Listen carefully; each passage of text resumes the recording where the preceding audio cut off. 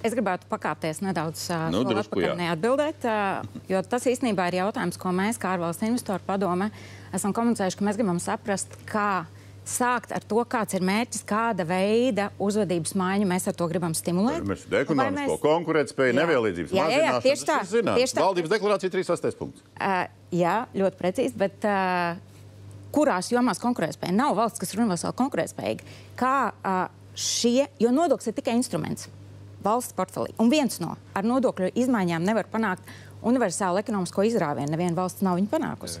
Tas ir viens instruments un jautājums, kā šis instruments atbalsta kopējo vīziju un tiekšanos uz to un to, ka visi iet vienā virzienā. Kas tad ir tā vīzija, kur mēs gribam pēc 5-10 gadiem nonākt?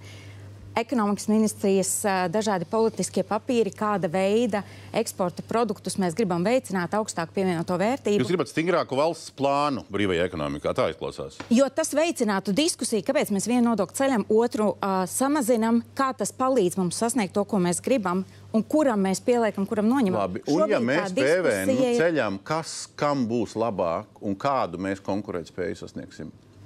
Mēs iespējams pārliksim no vienas kabatas, no iedzīvotāju ienākuma nodokļu uz PVN uz patēriņa nodokļiem. Mūsu jautājums, kāda jēga?